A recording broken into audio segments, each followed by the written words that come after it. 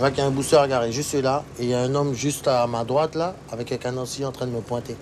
Suite à l'agression de ce chauffeur vendredi soir en face de l'hôtel Montabo, un droit de retrait du personnel de la régie communautaire de transport a paralysé le trafic des bus dans l'agglomération jusqu'à lundi. Dans la foulée, la CACL a fait savoir qu'elle transfère l'arrêt Montabo à l'Ancre le soir jusqu'au 31 mars. Une mesure qui avait déjà été prise l'an dernier sans être appliquée sur le long terme. Par ailleurs, la collectivité sécurise désormais les arrêts Montlucas et Cimetière de Cabassou sur les lignes 3 et 5. Une présence policière y est demandée à partir de 18h et ce jusqu'au 3 janvier.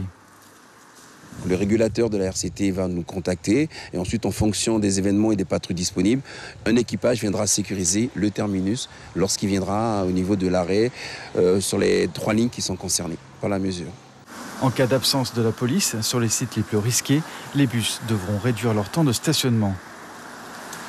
Ça concerne la ligne 2, dont l'agent s'est fait agresser la dernière fois.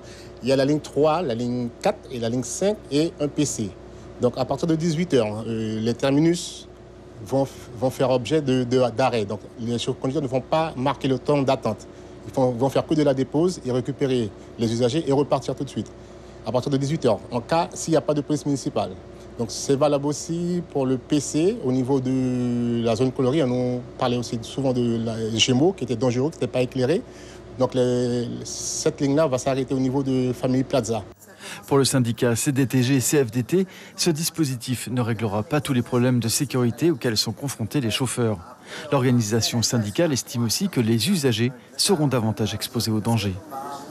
Certainement, l'intention est bonne. Dans la mise en œuvre, ça va être un petit peu complexe et aléatoire parce que, comme vous l'avez vu, donc en fonction de la présence de la police ou pas, bon, la police, on sait qu'elle est quand même sur pas mal de fronts.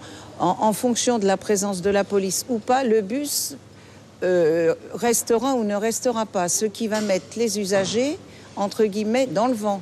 Ce dispositif pourra être ajusté et prolongé au-delà du 3 janvier, si nécessaire, par la RCT et la collectivité.